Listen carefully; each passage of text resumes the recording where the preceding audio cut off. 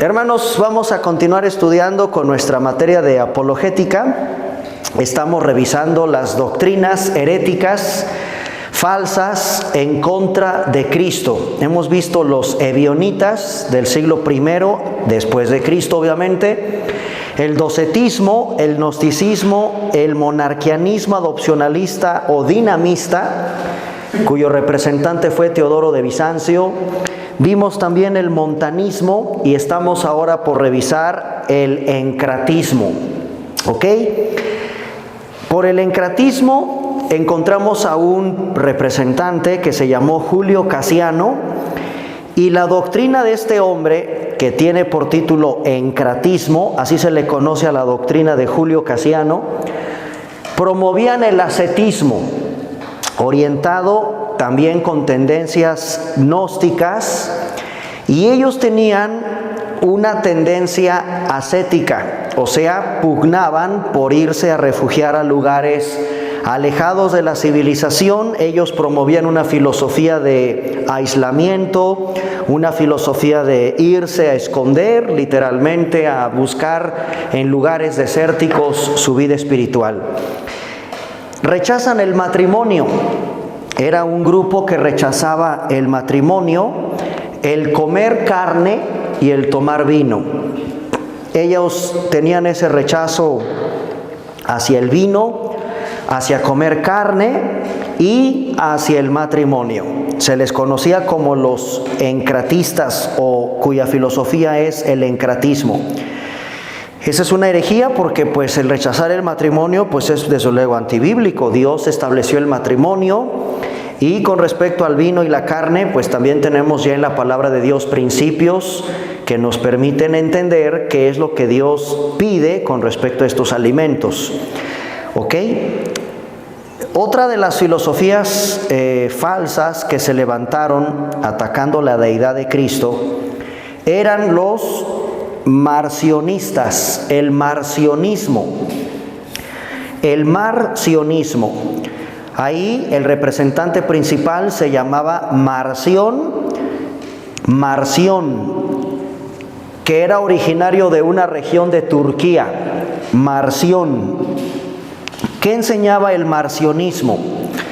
Negaban la deidad de Cristo. Negaban que Jesucristo hubiera nacido de la Virgen María en carne. Eso lo negaban. No podían entender el nacimiento de Cristo a través de una virgen en carne. Incluso llegaron a negar la muerte real de Cristo en la cruz. Y decían ellos que lo que encontramos era una simple apariencia cuando Cristo resucitó. Entonces, el marcionismo, cuyo representante era Marción, repito, niegan la deidad de Cristo, niegan que haya nacido de la Virgen en carne, negaban su muerte en la cruz al carecer de un cuerpo real. Ellos decían que era una apariencia, era una simple apariencia cuando Cristo murió y cuando Cristo, por supuesto, resucitó. Ellos están negando la muerte real de Cristo en la cruz, porque ellos hablan de una apariencia en el cuerpo. ¿Ok? ¿Cómo se llama la doctrina bíblica que enseña que Cristo nació de carne o en carne de la Virgen María? ¿Cómo se llamará esa doctrina? Se llama la doctrina de la encarnación. Y eso es una doctrina fundamental de la vida cristiana. Tú no puedes rechazar el hecho de que Cristo haya nacido de la Virgen María en carne. Es una doctrina esencial de la vida cristiana, que nosotros creemos que Jesucristo vino en carne, se encarnó a través de la Virgen María. Esa doctrina es una doctrina fundamental. No podemos discutirla, no podemos debatirla, la tenemos que asimilar como una profunda enseñanza de nuestra fe. Cristo nació virginalmente en la carne de la Virgen María. Por supuesto que Él era Dios en la carne, y claro que creemos que Cristo muere físicamente, su cuerpo fue clavado a una cruz. Por lo tanto, esta doctrina del marcionismo es una herejía que ataca estas fundamentales enseñanzas de la palabra de Dios. ¿Ok? ¿Cuál sigue, Alex? Sigue maniqueísmo. El maniqueísmo. Nos vamos al siglo III con el maniqueísmo. Es una doctrina a través de un hombre que se le conocía como Mani, así como mano, Mani, originario de la región de Mesopotamia, originario de la región de Mesopotamia. Estamos hablando de una doctrina que se estableció por allá del siglo III a través de Mani, y de ahí viene el nombre maniqueísmo. Y este hombre enseñaba lo siguiente: ponía en el mismo nivel a Cristo, a Buda y a Zoroastro. Cristo, Buda y Zoroastro, que decía que son profetas. Eran profetas. Mani consideraba a Buda, a Zoroastro y a Cristo como profetas. Y de acuerdo a esta enseñanza, Jesucristo tenía una iluminación especial. Una iluminación especial. Para este hombre la salvación se adquiere mediante limosnas, mediante el ayuno, mediante la oración. ¿Ok? Y de acuerdo a esta herejía, porque es una herejía el decir que Cristo era un profeta simplemente igual que Buda, igual que Zoroastro, y el hecho de enseñar que la salvación se adquiría a través de las limosnas, el ayuno, la oración, ellos decían que Dios había enviado a Jesús para difundir una iluminación especial en el mundo. Comunicó una iluminación especial para alcanzar la salvación. Pero le agregan que esa salvación se adquiere también por limosnas, por ayunos y por oraciones. ¿Ok? Ellos enseñan que Dios, que no es el Dios de la Biblia, había enviado a Jesús para difundir esas enseñanzas o esa iluminación. Eso es en términos generales lo que enseña el maniqueísmo, una práctica enseñada por allá del siglo III con un tal Mani, originario de Mesopotamia. Se parece a la que sigue, que tiene que ver con el monarquianismo modalista. Así se le conoce a la siguiente herejía: monarquianismo modalista. También se le conoce como patripasionismo.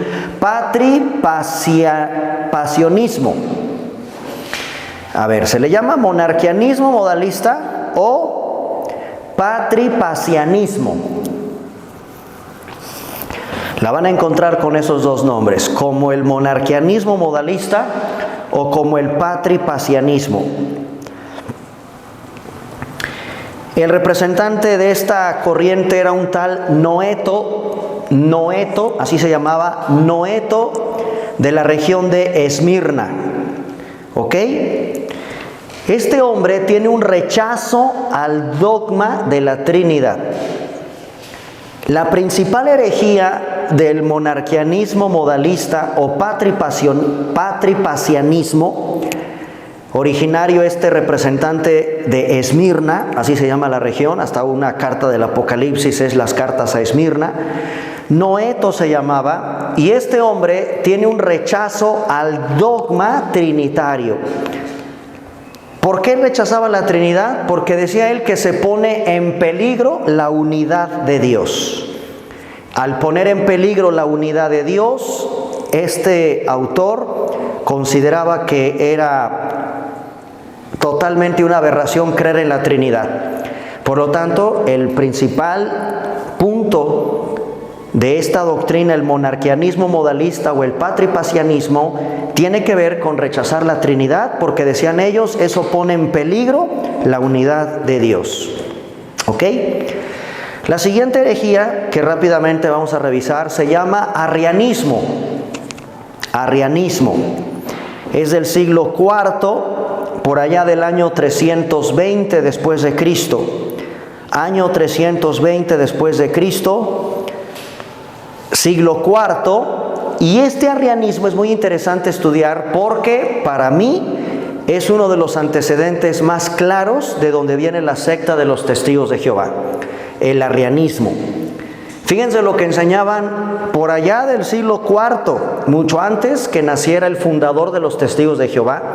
Esta herejía tiene muchos antecedentes en el pasado, y lo que enseñaba un hombre llamado Arrio, por eso se llama arrianismo, viene de Arrio, siglo IV, año 320 después de Cristo.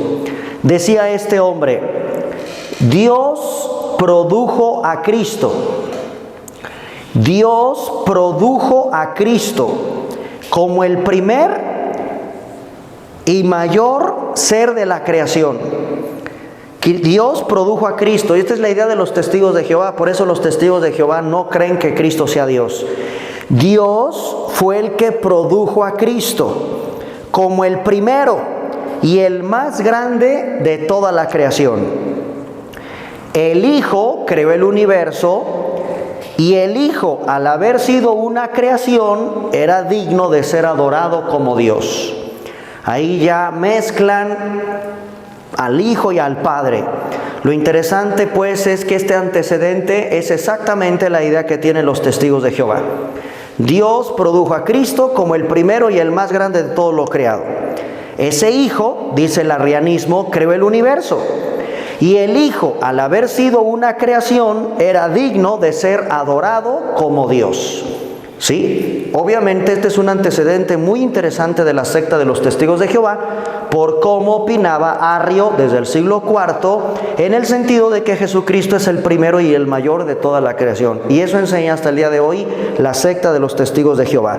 El arrianismo, por lo tanto, es una herejía que también ataca la deidad de Cristo, desde el siglo IV después de Cristo.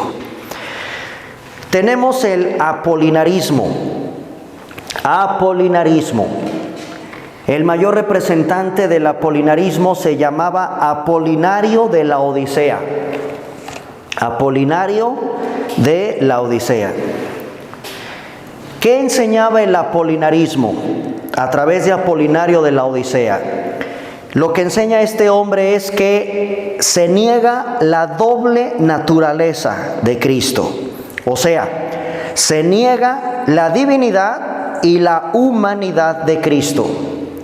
Cristo no era un hombre plenamente y tampoco era Dios plenamente. O sea, están negando la plenitud de la humanidad y la plenitud de la divinidad.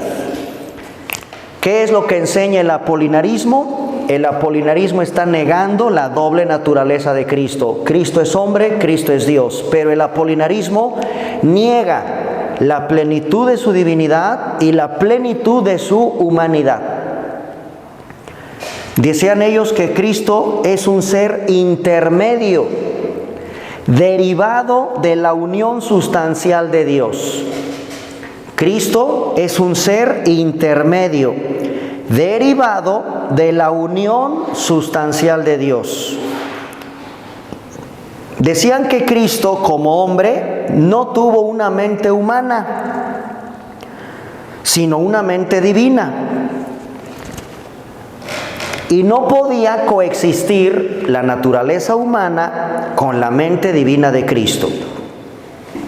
Obviamente distorsionan completamente el carácter de Cristo al negar precisamente que sea Dios y que sea hombre al mismo tiempo. No los podemos separar. Sigue siendo Dios y sigue siendo hombre, Jesucristo. ¿Ok? Ellos entonces les causaba un conflicto. ¿Cómo es posible que en la mente humana de Cristo no podía existir tampoco la divina de Cristo? Y eso es una herejía, porque sabemos perfectamente que Cristo es Dios, sin lugar a dudas, tanto en su aspecto humano como hombre. Claro que es hombre 100% y es Dios 100% al mismo tiempo. ¿Sí? ¿Dudas hasta aquí, chicos? ¿Vamos bien? Ahorita revisamos los detalles para seguirle, porque me interesa que tengan todo este glosario de sectas o de herejías que se levantaron en la historia precisamente en contra de la divinidad de Cristo y su humanidad. Otra que vamos a revisar es el monofisismo. Monofisismo. Siglo V, o sea, el siglo V hasta el siglo VII. Fue mucho tiempo lo que se enseñaba con respecto al monofisismo, también llamado eutiquianismo. Eutiquianismo. Al monofisismo también se le llama eutiquianismo. ¿Qué enseña el eutiquianismo?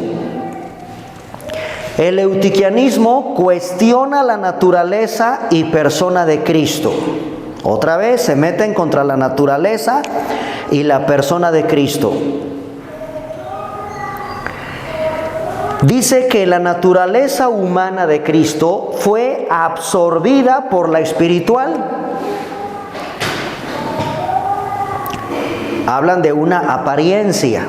¿Por qué apariencia? Porque decían ellos que la naturaleza humana de Cristo fue absorbida por la naturaleza espiritual o la naturaleza divina de Cristo. ¿Ok? Y eso enseñaba el monofisismo, o también llamado eutiquianismo. Repito, cuestiona la naturaleza y persona de Cristo. Es una apariencia, porque la naturaleza humana fue absorbida por la parte espiritual o divina de Cristo.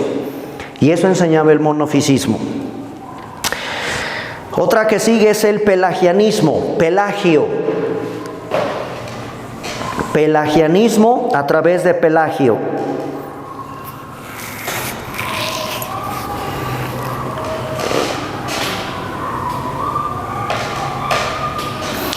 Pelagio enseñaba que el hombre debe de ejercitar las virtudes morales y religiosas para evitar el pecado y así conquistar la vida eterna.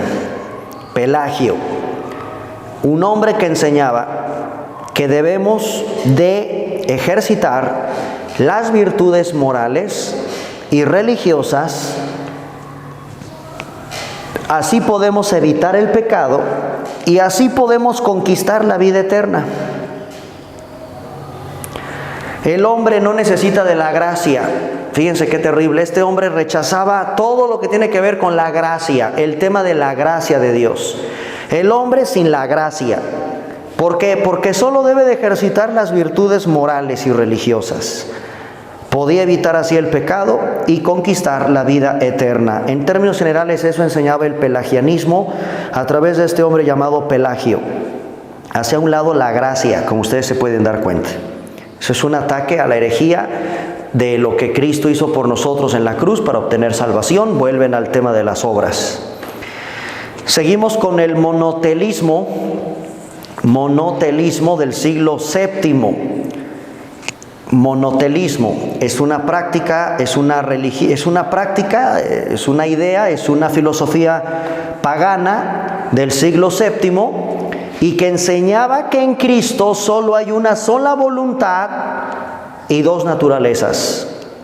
En Cristo operaba una sola voluntad y hay dos naturalezas. A eso se le conoce como monotelismo.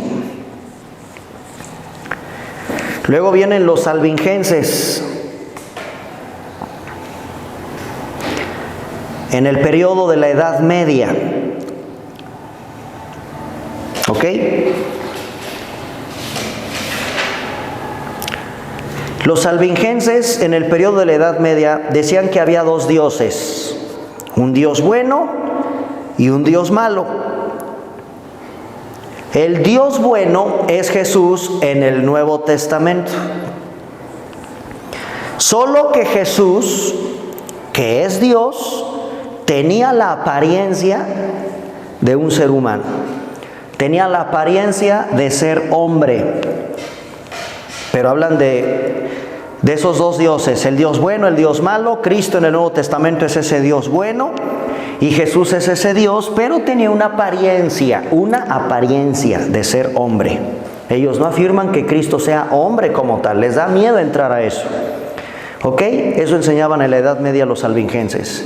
Y finalmente terminamos con el donatismo. Donatismo viene de un nombre, el representante principal del donatismo es Donato, obispo de Nigrae. Donato, vamos a ponerle. El principal representante del donatismo era un obispo de una región llamada Nigrae, que se llamaba Donato.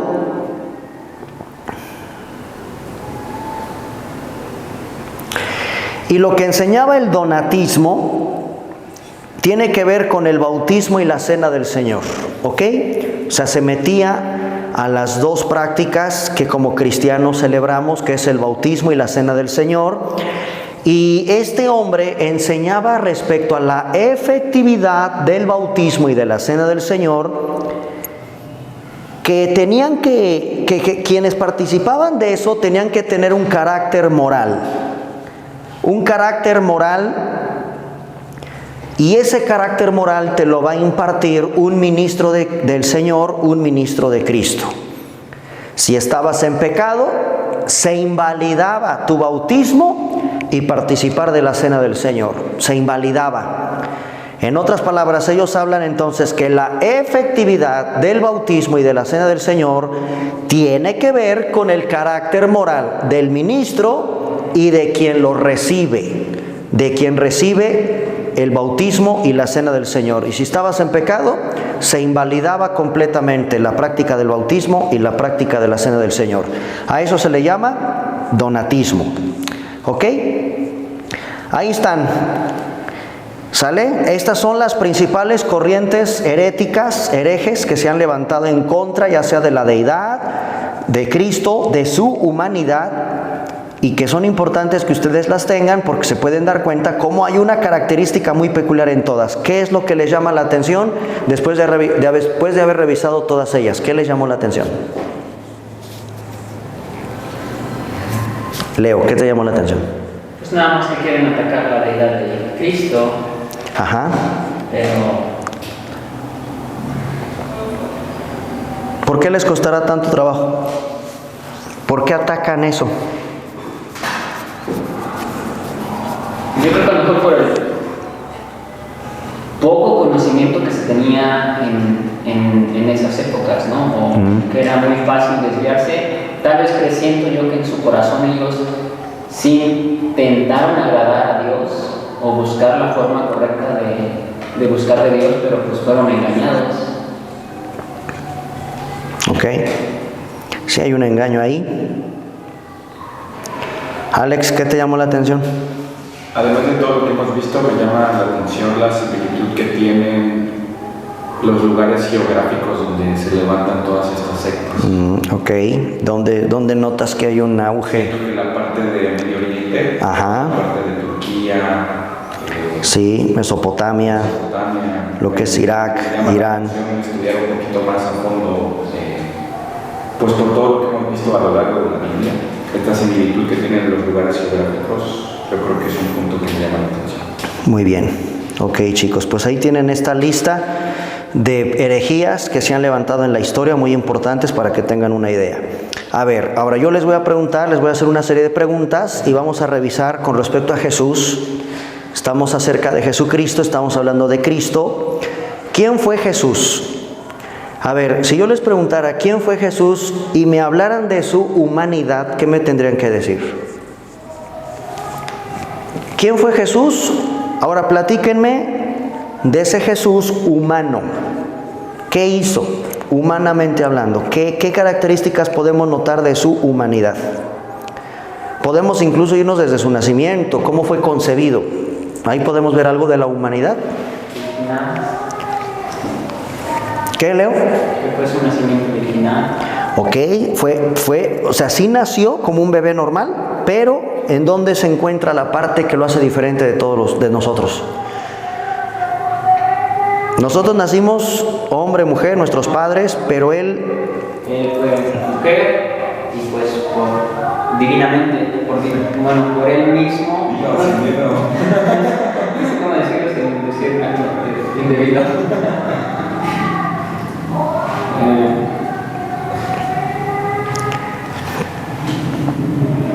¿Se formó en el vientre de una mujer? Sí. Fue concebido en el vientre de una madre. ¿Quién lo concibe? El Espíritu Santo. Ok, eso, así es, así se contesta. Esa es la doctrina fundamental de la encarnación. El Espíritu Santo lo concibió. Vamos a Mateo 1, 18 al 20.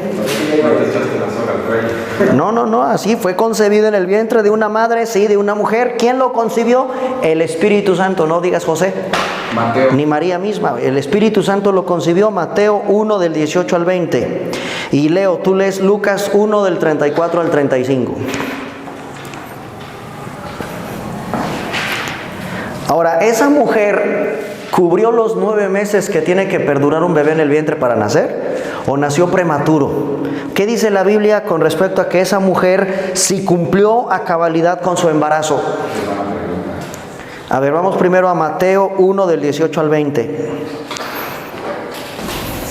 Ok. Dice: el nacimiento de Jesucristo fue así. Estando desposada María, su madre, con José, antes que se juntasen, se halló que había concebido del Espíritu Santo. Eso, ahí está la respuesta. ¿Quién la concibió? El Espíritu Santo. José, su marido, como era justo y no quería infamarla, quiso dejarla secretamente. Y pensando él en esto, he aquí un ángel del Señor le apareció en sueños y le dijo: José, hijo de David, no temas recibir a María, tu mujer, porque lo que en ella es engendrado del Espíritu Santo es. Bien. Ahora Lucas 1 del 34 al 35. Estoy equivocado. Lucas 1, 34, 35. Entonces María dijo al ángel: ¿cómo será esto? Porque no conozco varón. Y respondió el ángel, le dijo: el Espíritu Santo vendrá sobre ti, y el poder del Altísimo te hará sombra, por lo cual también lo santo que nacerá de ti será llamado Hijo de Dios. Ok, ahora, su embarazo. ¿Cuánto duró un embarazo? 9 meses. ¿Lo cumplió cabalmente o hubo alguna alteración en los 9 meses del embarazo de su madre? A ver, Lucas 2 del 6 al 7. Lucas 2, del 6 al 7. Y aconteció que estando ellos allí, los días en que ella había de partir se cumplieron, y parió a su hijo primogénito, y le envió en pañales, y le acostó en el pesebre, porque no había lugar para ellos en el mesón. Con ese versículo, Leo, podemos contestar si su embarazo se cumplió a cabalidad. O sea, ¿fueron 9 meses? ¿Nació normal, pues, o fue un niño prematuro? Pues dice que los días en que ella había de parir se cumplieron. 9 meses. Sale. Como hombre, cumplió a eso, a cabalidad. Es importante que la Biblia se hace mención. Sí, en los días en que ya tenía que, pues, nacer el bebé. La Biblia guarda muchos secretos y muchas cosas, pero ese es un dato que sí menciona. Sí, ahí está escondido de alguna manera con esos detalles. Ahora, fue ese Lucas 2 del 6 al 7. ¿Creció como un niño normal? Sí, bueno, los datos, yo me acuerdo que sí. A ver, un niño, bueno, fue concebido del Espíritu Santo, ya de ahí lo hace diferente. Ahora, pero eso afectó que como niño fuera diferente. O sea, fue un niño normal en lo físico, en lo emocional, creció normal, emocional, física y mentalmente. Vamos a ver qué dice Lucas 2 del 40 al 52.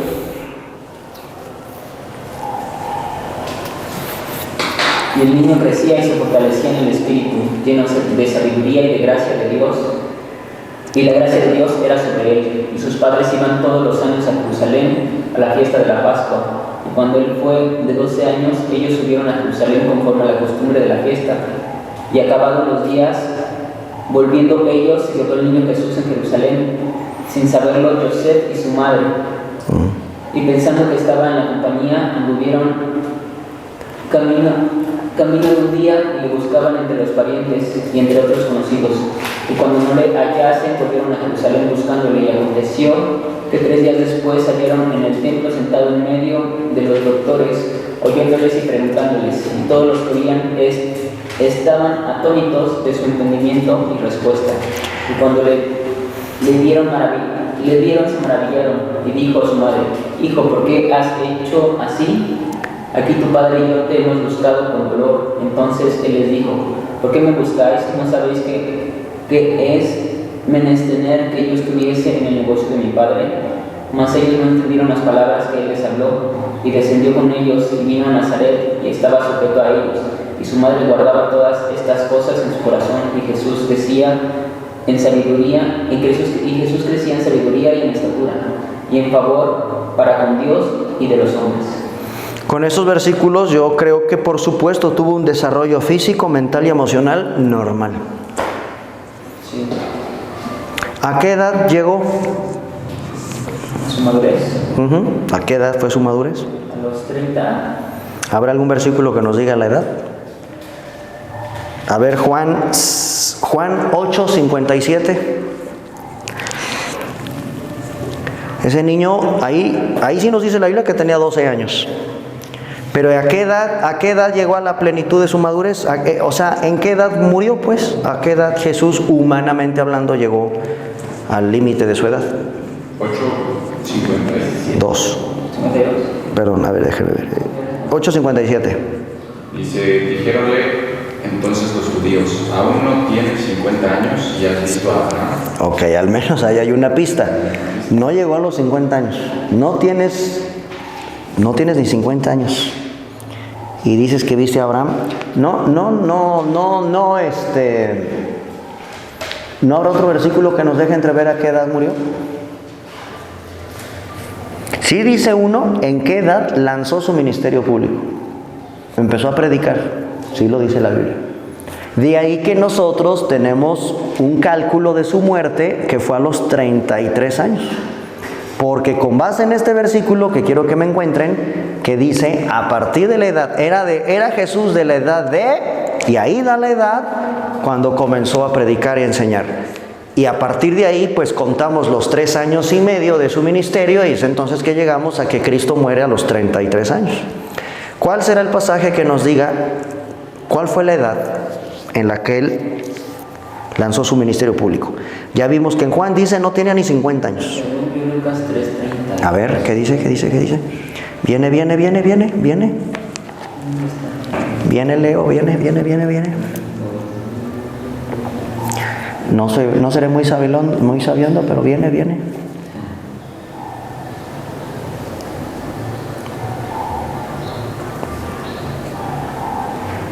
¿Era Jesús de tal edad? ¿Cuándo? A ver, viene.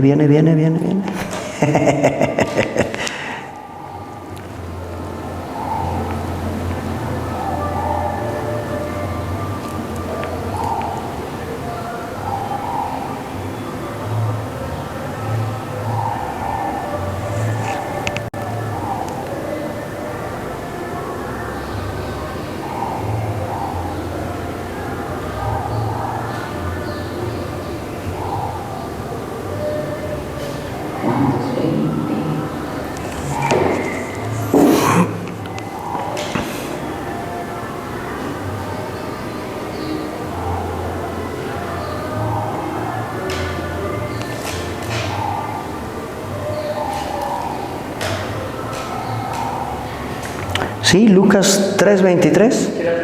Sí, a ver. A ver, ¿qué dice en tu versión? ¿Qué versión tienes? Ahorita lo leí en la Reina Valera amplificada. ¿Amplificada? Lucas 3:23.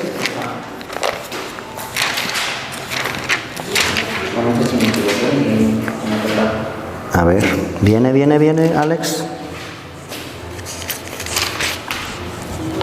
Sí, será ese. Sí, ahí está.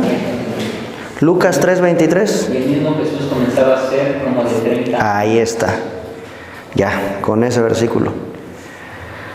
Alcanzó la edad de 12. Ahora la pregunta es, ¿y qué hizo de 12 a 30 años? La Biblia no lo menciona. No lo menciona. Sí, no, que era instruido. Yo recuerdo que sí. Ajá. Fue instruido. Ya sabía más que todos los de Sanedrín. Pues desde los 12 años se ve que sí, pero ¿qué? ¿A poco guarda silencio la Biblia? Y este silencio nos mete en muchos problemas. Bueno, para los que no conocen la Biblia, para los que les causa ruido, ¿qué hizo tantos años? De los, ¿qué les gusta? ¿12 años? Que la Biblia sí menciona la edad de los 12 años del niño. Hasta Lucas 3:23 que dice, comenzó su ministerio y era como de 30 años. ¿Cuántos años pasaron ahí de intervalo y qué sabemos de Jesús? cuando adolescente, cuando joven, 30 años sigue siendo joven. ¿Qué le pasó en esos años? El que leyeron hace rato de Lucas también nos da la respuesta, ¿no? Aunque no es muy claro, más bien no maneja detalles, en el capítulo 1, versículo 80 de Lucas, capítulo 1, versículo 80, el niño crecía y se fortalecía en espíritu y estuvo en lugares desiertos hasta el día de su manifestación a Israel. Nos deja entrever que pues, era un niño normal, que creció, se fortaleció. Ahí está hablando de Juan el Bautista o de Cristo, en Lucas 1:80.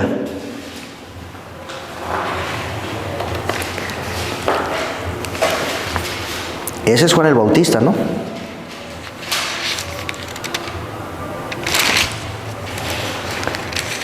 Juan el Bautista crecía también y se manifestaba, dice, hasta su manifestación a Israel estaba en lugares desérticos. Y ahora lo comparan con Lucas 2:52. Jesús creció en sabiduría y estatura y en gracia para con Dios y los hombres. Ese es el único versículo que tenemos como referencia de saber qué pasó en esos años en Jesús. Y también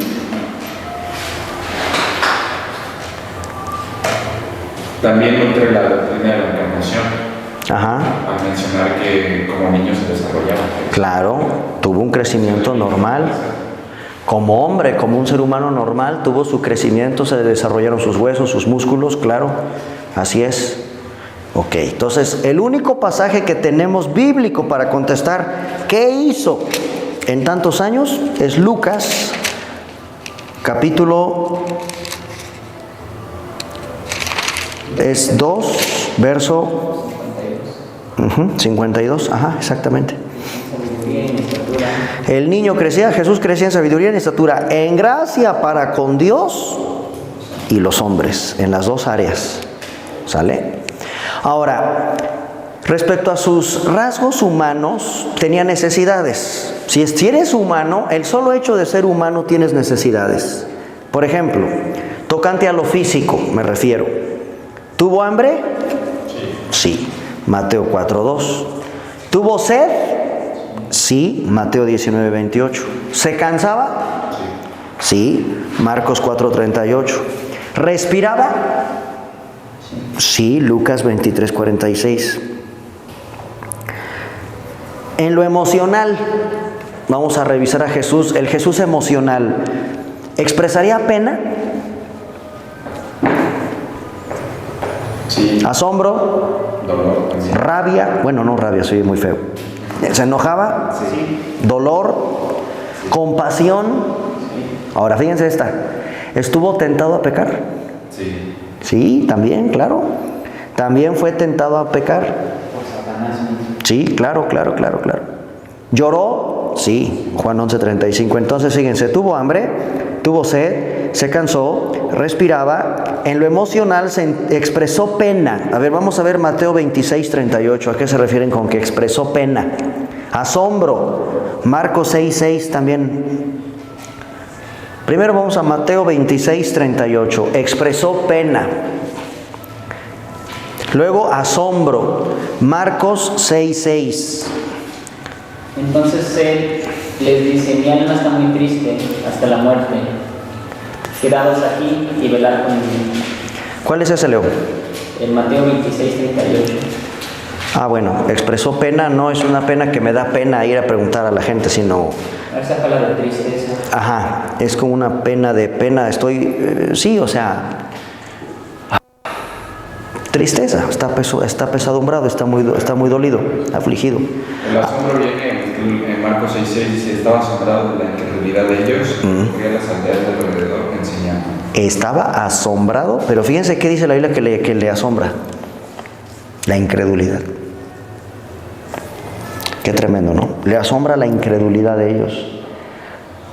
Capítulo 3, versículo 5 de Marcos. Marcos 3:5. A ver, ajá. Y mirándolos alrededor con enojo, siendo entristecido por la dureza de sus corazones, dice: al hombre extiende tu mano. Y él la extendió, y su mano fue restituida sana como la otra. Los miró con enojo Sí. y al mismo tiempo entristecido. Híjole, esas dos combínalas y es bien tremendo. Enojo, pero al mismo tiempo entristecido por la dureza del corazón. Y es donde le dice a este enfermo de la mano seca: extiende tu mano, se la sanó, etc. Ok, ahí están reacciones de Jesús humano. Tentado a pecar, me dijiste que Alex, tú dices que fue tentado a pecar. Sí, Jesús fue tentado. ¿Y no cayó? No cayó. ¿Ni una? No. ¿Nada? ¿Las libró todas? Fíjense, está Mateo 4 del 1 al 11, que son las... Por una razón, porque estaba lleno del Espíritu. Pero entonces nosotros... No, es que, por ejemplo, más adelante, en el capítulo de tentación de Jesús, dice: Jesús, lleno del Espíritu Santo, volvió del Jordán. Ajá, lleno del Espíritu Santo. Dice que fue llevado por el mismo Espíritu al desierto. ¿Por qué nosotros? Pues algunas sí las libramos, pero otras no. Se tenía el propósito, ¿no? Era el Cordero enviado sin mancha, sin pecado. Si hubiese cometido un solo pecado, Ya es descalificado. Sí, y no parte desde ahí algo que me llama la atención, que ahorita recién aprendí, es que Jesús desde su niñez cumplió algo muy importante, que fue la obediencia a sus padres. Siento que desde ahí detona el principal motor para cumplir, que te vaya bien, que tus días sean largos sobre la tierra, parte desde la obediencia que tenía a sus padres. Ok, sí, desde su casa tuvo una formación muy clara de obediencia y eso trajo una bendición muy grande a su vida. ¿Es correcto? Estaba sujeto a sus padres. Sí. Su mamá guardaba todas esas cosas en su corazón. Ahí está una clave importantísima de sujeción. Ok, por supuesto, dice Leo, es el Cordero sin mancha, que no tuvo que tener nada y a pesar de que fue tentado en todo. ¿O habrá algo que no haya sido tentado él? ¿En lo sexual creen que haya sido tentado? La Biblia no marca nada sobre el tema sexual, ¿sí? A ver, Hebreos 2, 18. 2, 4. A ver, Hebreos 2, 18. O sea, en el área sexual, ¿ustedes creen que Jesús no fue tentado? ¿Qué es lo más aquí en confianza? yo digo que sí. ¿Cuál es la tentación más fuerte a la que eres sujeto tú como hombre? ¿Lo sexual? ¿Sí o no? Algunos batallan con el alcohol, el cigarro, las malas palabras, el dinero, pero la neta, el 99.99 de los hombres caen por lo sexual. Por muy santo que sea. Sí, está cañón por más santo que sea. Cuando el mismo padeció siendo tentado, es poderoso para socorrer a los que son tentados. ¿Esa fue qué? Hebreos Hebreos 2.18. A ver, Hebreos 2.4.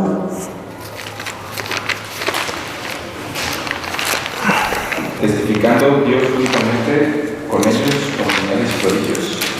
¿Es esa? A ver, espérame, pues que... No. A ver, 4, más bien entonces es Hebreos 4:15. Porque no tenemos un sumo sacerdote que no pueda compadecerse de nuestras debilidades, sino uno que fue tentado en todo según nuestra semejanza, pero sin pecado. Ese fue tentado en todo. Y con eso basta. Pues yo creo que con eso nos diría la Biblia sin entrar en detalles. Y aquí vuelve a una de las prédicas que me llamó la atención en lo que usted hacía énfasis, a los benditos peros de la Biblia, ¿no? Ajá, sí. Porque incluso aquí viene un pero otra vez, dice, pero sin pecado, se fue tentado en todo, pero. Así es, benditos peros. Peros. Pero, a pesar de que fue tentado en todo, pero no pecó en absoluto. Se enojaba, sí. Sí. Es correcto. No puede sacar, pero No está claramente que es. Bien. Ahora, con respecto a su vida, ok, tenemos esta idea muy clara. Fue un ser humano que se cansaba, tenía sed, fue tentado, y dejémoslo como la Biblia lo dice, en todo. Oye, Jesús fue tentado en lo sexual, pero no dice nada la Biblia. El hecho de que diga en todo, yo no creo que se le escape nada al Señor. Fue tentado en todo, pero sin pecado. No hubo nada de pecado en su vida. ¿Sale? Ahora, llega el momento que cuando cumple aproximadamente los 33 años, tuvo que venir la muerte. Si es hombre, no, humanamente hablando, él experimentó lo que todos nosotros vamos a experimentar tarde o temprano, que es la muerte. ¿Ok? ¿Tuvo una muerte humana? Sí. ¿Jesús tuvo una muerte humana? Sí. ¿Ok? Fue una muerte. Platíquenme un poco de su muerte. A ver, Jesús, perfecto, un buen niño, obediente desde padres en casa, su ministerio, todo lo que implicó, se enojó, enseñó, curó. Llega un momento en su edad, 33 años, que algo pasa. Como hombre tiene que morir. Vamos a hacer a un lado esta parte teológica de, pues claro, tenía que pagar por los pecados nuestros, por los tuyos y los míos. Pero, platíquenme un poquito de esa muerte. O sea, ¿tenemos evidencia de que murió realmente? ¿Y cómo fue esa muerte también? ¿Qué acompañó a todo ese escenario de su muerte? Por ejemplo, en Lucas 23, 48 y 49, en Juan 19, versículos del 25 al 27, versículos también de Juan 19 del 32 al 34, nos habla un poco de esta muerte que vendría siendo lo opuesto a su naturaleza divina, ¿no? Porque si decimos que es Dios y Dios es eterno, ¿cómo es que muere? Bueno, hay que entender su naturaleza humana. Nada más opuesto a la naturaleza divina que la muerte. Sin embargo, Jesús tuvo una muerte humana, ¿sí? Que fue presenciada por mucha gente. No murió a solas. O sea, no muere, pues quién sabe, creo que se murió por allá en un cerro solito. A eso vamos. O sea, hay toda una prueba de mucha gente que vio lo que sucedió con él cuando empezó ese proceso de muerte. En Lucas 23, 48 al 49, ¿qué dice? Por ejemplo,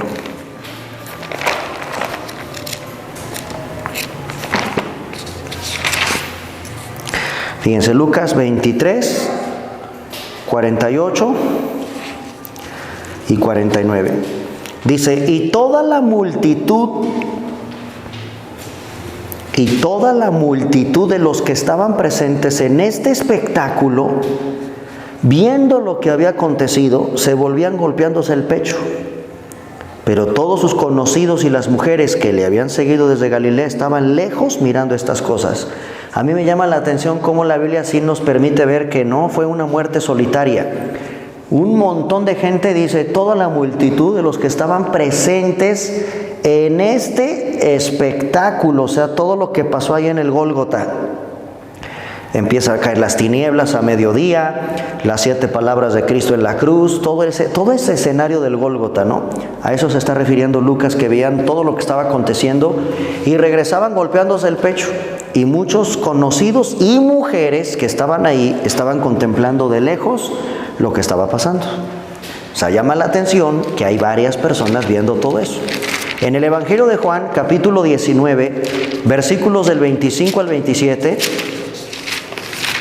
Juan 19 del 25 al 27 dice, estaban junto a la cruz de Jesús su madre, la hermana de su madre, María, mujer de Cleofas, y María Magdalena. Cuando vio Jesús a su madre y al discípulo a quien él amaba, que estaba presente, le dijo a su madre, mujer, he ahí tu hijo.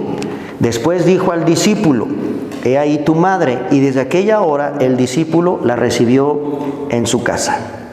O sea, ahí hay personas a los pies de la cruz. En el versículo 32 al 34 de ese mismo capítulo, hay otro grupo de personas. Ahí ahí en la cruz hay unas mujeres, ahí está Juan. No hay ningún otro de los discípulos, ¿eh? Todos los discípulos, ¿dónde andaban? Pues escondidos. Todos huyeron, menos Juan. Ahí está en la cruz. Y en el versículo 32 dice, vinieron pues los soldados, y esto que leemos Tan fácil ahí, imagínense lo horrible de morir así. Rompieron, quebraron las piernas al primero y asimismo al otro que habían sido crucificados con él. ¿Cómo se rompía eso? ¿Qué si han visto las escenas de eso? Sí. ¿Cómo era? Con un mazo. ¿No? Sí, con un mazo. ¿Y para qué? ¿Por qué hacían eso? Están amarrados, o sea, clavados, como haya sido, estaban seguramente clavados, porque usaban clavos. A veces, pues hay muchas formas de cómo los crucificaban, ¿no? Pero una de las escenas, sin la de Mel Gibson, ¿no? Creo que es la que nos presenta la escena más brutal, de las más brutales, cuando agarran con un mazo tipo bat, ¿no? Y zajarrájatelas en las piernas. ¿Para qué? Era para terminar con su vida más rápido, ¿no? ¿Pero qué provocaba? La asfixia. Se rompen los huesos de la pierna, están colgados así tratando de exhalar. MacArthur dice, para respirar era necesario empujar con las piernas y contraer los brazos, lo cual generaba un dolor desgarrador. Espasmos musculares agobiantes acudían todo el cuerpo, pero como la falta de movimiento aceleraba la asfixia, la lucha angustiosa e instintiva por la vida proseguía. Necesitabas esas extremidades. Entonces ellos sabían que rompiendo las piernas se colgaba ya no te sostienen, te rompen el hueso, el fémur, los huesos de la pierna los quebraban, se colgaba el cuerpo y pues ya, a morir rápido, como decía Leo. Sí, era una manera de ya muérete, porque tardaban muchos días clavados ahí, no morían rápido, eran lenta, se morían poco a poco ahí clavados. ¿Por qué fue tan rápido lo que hicieron los soldados? ¿Por qué la prisa? Para que se cumpliese la profecía. Ok, está Dios detrás de ese escenario, ¿eh? No era común lo que están haciendo aquí. De hecho, incluso a la hora en que él muere, su vida no es arrebatada, él entrega el espíritu de él. Y ya se demuestra que Dios tenía el control sobre la situación, porque él decide en qué momento entregar el espíritu. Sí. No es como, de la nada, pues se muere. O sea, muere Jesús. Primero el que muere es Jesús, obviamente. Los otros dos sobreviven, están todavía vivos, pero el que primero que muere es Jesús. Se van los los soldados empiezan a ver que ya están muertos, entonces, se dan cuenta que Jesús está muerto, pero no le rompen las piernas. Primero se van con los dos, pero la pregunta es, ¿por qué la prisa, pues, de quitarlos de las cruces? Venía el día de reposo. No recuerdo por qué. Sí, pues ¿cuál es la prisa? Pues a los soldados, a los romanos, ¿qué les va a importar? Es que venga el día de reposo, que estén ahí los judíos presionando, eso les valía. Ahí déjalos, era finalmente la manera de morir, déjalos ahí por días, que se queden ahí en la intemperie. Oscurece de 12 a 3. Y a las 3 muere Jesús. Todavía los otros están vivos. ¿Por qué la prisa? Sí, por supuesto, Dios está detrás de todo. Hay una profecía, hay muchas cosas que Dios está haciendo para acelerar eso, porque tenían que sacar los cuerpos, bajar los cuerpos. Desde la perspectiva de la ley judía decía, a ver. No es que era lo de la Pascua de los judíos. Venía la Pascua. Los cuerpos no tenían que quedar ahí. Los cuerpos no tenían, pues los judíos decían, no, se contamina la tierra, viene una fiesta solemne para nosotros, y tener esos cadáveres ahí, se maldice la tierra. Por eso lo traspasan. A Jesús, para hacerse, ya estaba muerto, hijo. La lanza no lo mata. No. Como tú dices, Él entregó voluntariamente el Espíritu, que por cierto, ya que estamos analizando esto, ¿de qué murió? ¿De qué murió Jesús? Si fuéramos médicos y lo tuviéramos aquí en una plancha anatómica y somos los médicos que le va a hacer la necropsia, ¿de qué murió?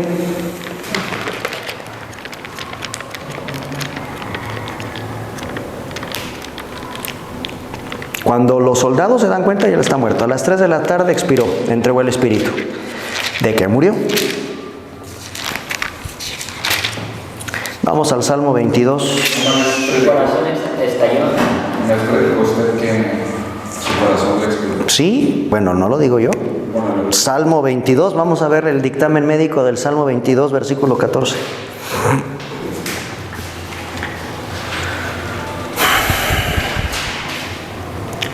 22:14 de los Salmos. Derramado aguas y todos mis huesos se descoyuntaron.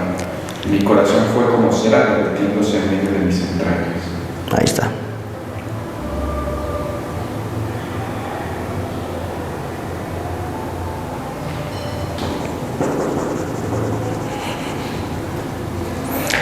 Eso que dice el Salmo 22:14 fue una realidad. El corazón literalmente se le deshizo. Pero no porque se lo hayan golpeado, fue por el dolor de nuestros pecados. Sí, porque inclusive a Jesús no le quiebran las piernas. No. Ahora, ¿cómo sabemos médicamente que es correcto el diagnóstico del Salmo 22:14? Porque a lo mejor eso se oye muy poético. Ay, mi corazón fue como cera, se deshizo en medio de... No, bueno, eso es... Pero hay una prueba bíblica que te demuestra que eso es real. ¿Cuándo? ¿Qué pasó? Ya la Biblia en esos detalles nos va permitiendo ver todo eso. Tengo entendido que cuando el costado de Jesús es traspasado. Exactamente. Esa agua es cardiológicamente, el corazón está rodeado de una capa, es líquido, que se tiene que romper el corazón para que salga ese líquido. Y eso es lo que le salió. Entonces, eso del Salmo 22:14 no es poético, es literal. A Cristo literalmente se le deshizo el corazón. Cuando el soldado le entierra la lanza, pues aquella agua ya estaba saliendo porque estaba toda, ya el corazón se le salió. Y es lo que vio Juan. Esos detalles son increíbles para nosotros darnos cuenta del amor de Cristo por nosotros en la cruz. ¿Ok? El amor de Dios de lo que pasó. Entonces están esos testigos contemplando la muerte del Señor, de su muerte. Están mujeres ahí en los pies de la cruz. Es importante porque vamos a ver algunas teorías que niegan todo eso que estamos platicando y que para nosotros pues, son muy claras en la Biblia. ¿Ok? Por ejemplo, no sé si ustedes sabían que existe, ahorita les voy a decir una teoría que hay por ahí.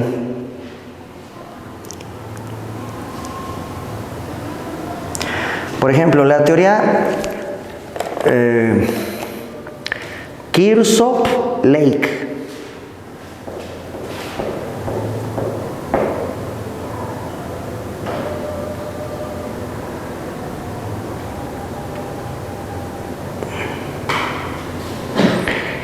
¿Saben qué enseña esta teoría? Kearsarge es K de kilo y RSOPP. Otra vez, K de kilo y RSOPP. Kearsarge Lake. ¿Saben qué enseñan estos? Que las mujeres cuando fueron a la tumba se equivocaron de tumba.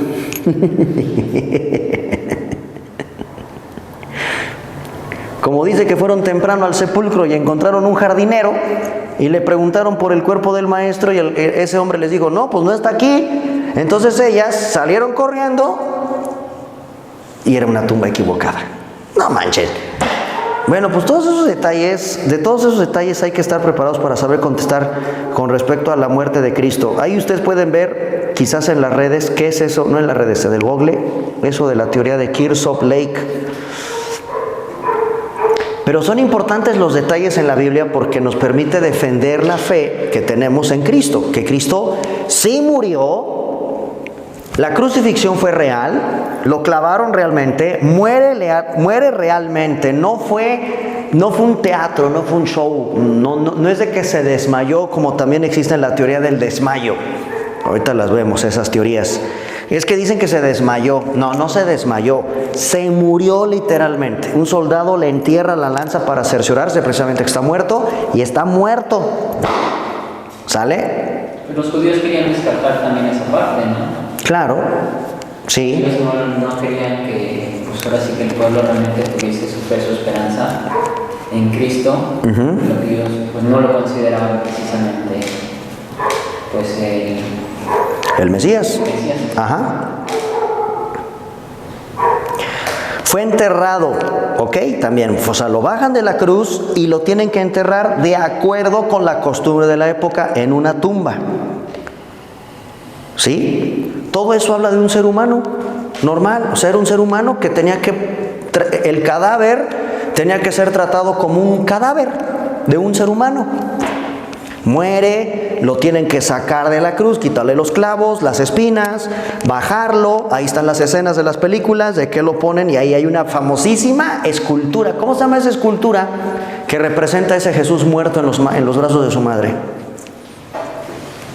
La Piedad. La famosa escultura de la Piedad de Miguel Ángel. ¿No la han visto? No lo he visto. Chéquenla. La Piedad, así se llama esa escultura, que fue hecha por Miguel Ángel. Miguel Ángel, que fue un gran escultor, el que hizo David. ¿Sí conocen el David de Miguel Ángel? Sí. Ah, bueno, pues ese es el mismo escultor que hizo la Piedad. ¿Y qué es la Piedad? Es la escultura, es una obra maravillosa de arte donde puedes ver a Jesús ahí en los brazos de su madre. La tienen en el Museo San Pedro del Vaticano. En el Vaticano está esa escultura. Está hecha de manera hermosísima por los aspectos anatómicos de la figura. Está tallada de mármol. Pero si tú puedes hacerle un acercamiento a la escultura, es impresionante toda la fisonomía escultórica del cuerpo. No está chambona la escultura, pues. Más le falta hablar. Fíjense, les voy a contar una anécdota. ¿Tú como cristiano tendrías una esculturita de esas en tu casa? Yo, en lo personal. Sí, que digas, oye, Sí. es una obra de arte, está Miguel Ángel aquí expresando. Puede expresar muchas cosas esa imagen, ¿no? Yo sí, pastor. ¿Tú, Leo? Hoy en día sí, antes no. Antes sí. Muchas cosas así. Pero ahorita sí. Si coleccionamos Funkos, de modo que no. Yo creo que sí, pastor. Hablando de este tipo de... Pero yo como pastor, yo no se los recomendaría a ninguno de los dos. ¿Por qué no? O porque ustedes me dirían, ¿por qué sí? Bueno, porque dicen, bueno, no, ya hoy, a lo mejor como dice Leo, hoy por hoy estoy más maduro en el Señor, he conocido más su palabra, estoy convencido que no la voy a idolatrar. Yo no voy a idolatrar eso, simplemente es como un nacimiento, ¿no? Yo voy a poner algo ahí que es algo representativo, simbólico, es Jesús muriendo en la cruz y finalmente en los brazos de su madre, que tiene mucho significado, eso sí, profundo su significado. Que su madre, con qué dolor, abraza el cadáver de su hijo. Sí.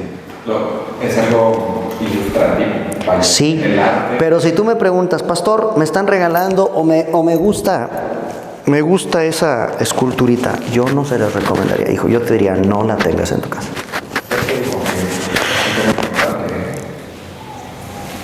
Hay una anécdota hace muchos años de unos hermanos que tuvieron muchos problemas espiritualmente en sus casas y resulta que tenían esa escultura. Ahí vamos a probar. No, niño, no juegue con eso. Sí, juega un papel importante. No, yo no digo que, o sea, traten de entenderme, que no estoy diciendo que ahí el demonio no, pero por alguna cosa misteriosa que ni yo podría decir, salvo lo de la idolatría, quizá, salvo lo que represente eso. Sí, ¿no? Coleccionar Funkos es idolatría. ¿No sería lo mismo en un momento dado tener un crucifijo? ¿O esto es diferente? Es que es diferente porque yo el otro día estaba debatiendo con un amigo sobre que a muchos católicos, por ejemplo, ese amigo es católico y él decía que le daba igual. Yo le dije, oye, ¿tú utilizarías como un collar de la cruz con Cristo o sin Cristo? Y él decía que no le importaba porque era igualmente una representación de que fue crucificado. Pero yo tengo entendido que como Cristo no se quedó en la cruz, no lo puedes tener ahí, porque él resucitó, no se quedó en la cruz clavado, y por eso es una blasfemia esa simbología, porque está exhibiendo que Cristo murió y fue asesinado y colgado ahí y se quedó, pero no muestra la cruz vacía, que es el verdadero significado y el verdadero poder de Dios, no su muerte, sino su resurrección. Entonces, por eso que ya en el tema de la crucifixión de Cristo no puede ser así. No es lo mismo. Pero entiendo también que este tipo de imágenes provienen de la mente humana, porque no hubo como tal un fotógrafo que tomara la imagen En el momento en que Jesús es bajado de la cruz y Físicamente, ¿quién lo arropó? Pues si dice Juan quiénes estaban ahí, seguramente esas mujeres, claro. meramente humana, porque a lo mejor si hubiera habido un fotógrafo ahí, ¿no?, en especial que hubiera retratado la foto, Sí, el momento. quizás estaríamos, no sé, pues tienes la foto ahí de wow, ese momento histórico, pero como no lo hubo como tal, el cristiano siempre se basa por fe, y la fe no es que te muestre algo, sino la fe no te muestra nada. Eso es Dios invisible y eso es uno de sus atributos. Claro. Y creo que debes de respetar, porque es un respeto hacia Dios, decir, Dios, yo no me meto con tu invisibilidad porque nunca mostraste a lo largo de la historia algo meramente gráfico. Todo es por fe y de manera literaria. Y ahí es donde nos debemos de quedar. Ya lo demás, pues sí, siento que sí sería un tema peligroso ya viéndolo detalladamente. Pues sí, yo no, por la experiencia que les digo que hubo, de una familia que empezó a tener bastantes cosas raras en su casa, en su familia. Y pues siempre como pastor nos preguntan ¿qué hay? Pues revísele, a ver, o vamos a orar, por más que vayas a orar. Y resulta que tenían esa imagen, una escultura, una pequeña escultura de la Piedad de Miguel Ángel. La destruyen, la sacan y santo remedio. Okay. ¿Por qué? También siento que como que es que influye, yo siento mucho la madurez de las personas. Sí. A lo mejor los católicos pueden decir, no, es que nosotros tenemos a Cristo crucificado, o tenemos a la Virgen, pero nada más son representaciones. Pero nosotros sabemos muy en su corazón que ellos realmente están poniendo su fe, su esperanza en el ídolo, en la pintura, en la escultura. Nosotros no. Entonces yo siento que eso influye bastante. Y también, por ejemplo, cuando nosotros llegamos a Cristo, pues teníamos un montón de cosas metidas en nuestro corazón, en nuestra mente. Entonces siento que eso sí influye bastante a una persona madura ya que conoce la palabra, que sabe que nada más es pues una escultura de arte y que la verdad está muy bonita y que te hace recordar el sacrificio que Cristo hizo por nosotros, y hasta ahí nada más, a realmente poner tu fe. Tu confianza en eso. Sí, desde luego eso hay que orarlo mucho al Señor y que nos dé el discernimiento, y Dios muestra. Yo creo que el Señor sí mostrará. Pero si usted me pregunta qué haría, yo le digo, pues si la puedes evitar, evítela. Mejor contémplela así, vamos al museo, vamos al Vaticano y ahí la podemos ver. Por ejemplo, ya tener a lo mejor alguna virgen o... Ah, no, pues sí. Eso sí ya es... Pero igualmente, si quieres recordar un momento, pues para eso tienes. Sí, entraríamos a esa parte donde Leo también tiene mucha razón, pero también está la otra parte de la madurez y decir mejor no. Sí. Pero es un tema complicado a veces, sobre todo entre nosotros como cristianos. Pero si hay precedentes, historias y como lo que usted menciona. Sí los hay. Hay que tener, como le digo, y además no es algo que necesitamos, ¿no? Por ejemplo, es muy común también muchos cristianos cuando van a algún lugar arqueológico y se traen una esculturita, dicen, está padrísimo, esto representaba Yo me traje la... X cosa que hacían los mayas, los aztecas. Nel, Todo eso. para afuera. Sí, pirámides, atlantes, figuritas, ¿no? Sobre todo porque el contexto era donde hacían los sacrificios humanos. Era de idolatría pura, de cosas prehispánicas, por más bonito que se haya adornado tu escritorio, no. Sí, Ok. Los de Harry Potter ahí, La varita. Pero si tienes un Batman no pasa nada, ¿verdad? Pues, ay, Dios mío. Ahí depende de tu corazón. ¿Quién depende de tu corazón? Ay, Dios de mi vida, yo. Si ya lo tienes ahí, es tu altar. Llegas. Hay gente que los tiene así. Yo sé que sí. Sus figuras, sus Batman, sus Funkos. Ya saqué todo. Todavía hay 2 o 3. Es que son temas... Ok, ¿quién decía ser Jesús? ¿Quién decía ser Él? ¿Quién decía que es Él? Yo soy. Exactamente, y ese yo soy, pues es Dios. El único que puede decir yo soy es Dios, ¿no? Y lo dijo 7 veces, yo soy el buen pastor. Yo soy la vid verdadera, yo soy el camino, la verdad y la vida, yo soy la luz del mundo. Todos esos yo soy son títulos únicamente que se le atribuyen a Dios. Si Jesús se atreve a decir, yo soy, está diciendo que Él es Dios, no hay otra. Ahora, en Juan 8:58, fíjense lo que dijo. ¿Qué dijo Jesús de sí mismo? Juan 8:58.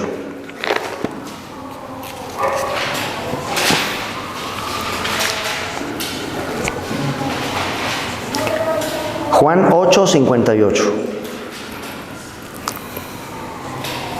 Dice Jesús les dijo, de cierto os digo, antes que Abraham fuese, yo soy.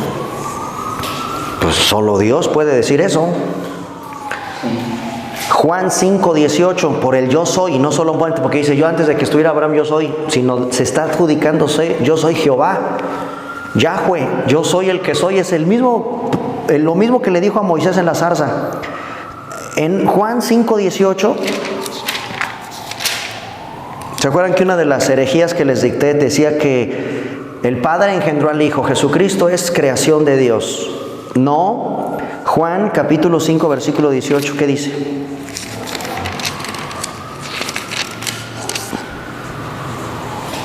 Yo soy. De esa postura que nos estás hablando de la de los testigos de Jehová, ¿no? Y de aquí la pueden malinterpretar para agarrar que fue como que creación antes que la humanidad, pero después, bueno. Ah, sí, la de antes de Abraham yo soy. Pero ¿y qué hacemos con el yo soy? Vamos a suponer que efectivamente Cristo es antes de Abraham, fue creado. Cristo fue creado antes que Abraham. Pero el problema está en estos versículos en que dice antes que Abraham fuese. Si se hubiera quedado ahí, Yo soy. pero dijo yo soy. ¿Sabían ustedes que los judíos hasta el día de hoy no se atreven a decir yo soy Leo, yo soy Alex, yo soy Vitelio? Prohibido, porque ellos saben que ese yo soy únicamente es de Dios. Juan 5:18, por esto los judíos aún más procuraban matarle, porque no solo quebrantaba el día de reposo, sino que también decía que Dios era su propio Padre, haciéndose igual a Dios.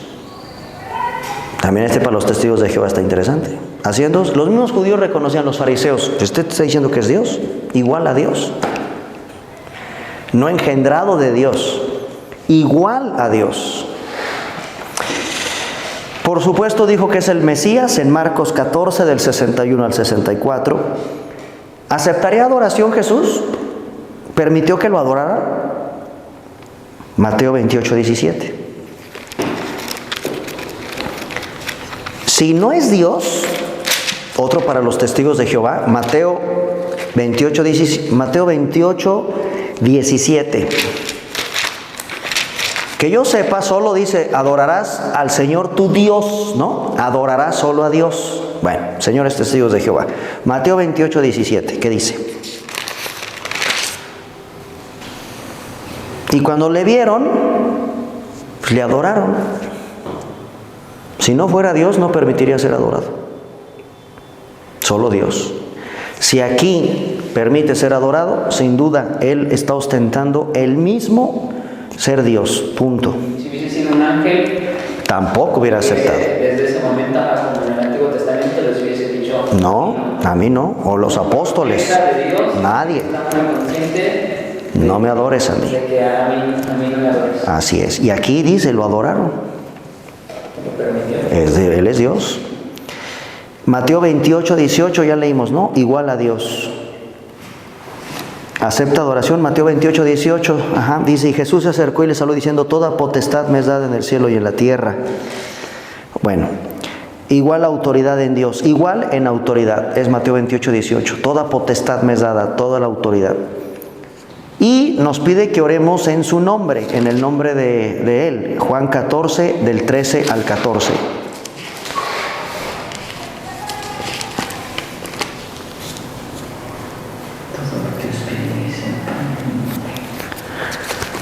Ahora, si todo esto no causara tanto ruido, pues no lo hubieran querido apedrear. ¿Por qué? ¿A quiénes apedreaban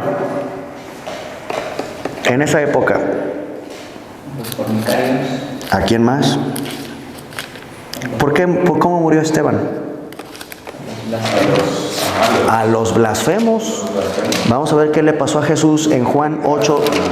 la palabra del Señor de manera Pues es que era una... correcta. Y miren, imagínense a Jesús predicando todas estas cosas. En Juan 8, 58 y 59, cuando les dice, antes que Abraham fuese, yo soy, agarraron, dice el versículo 59, piedras para arrojárselas.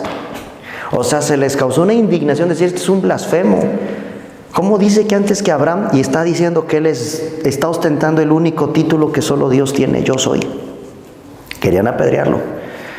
Capítulo 10 de Juan, versículo del 31 al 33.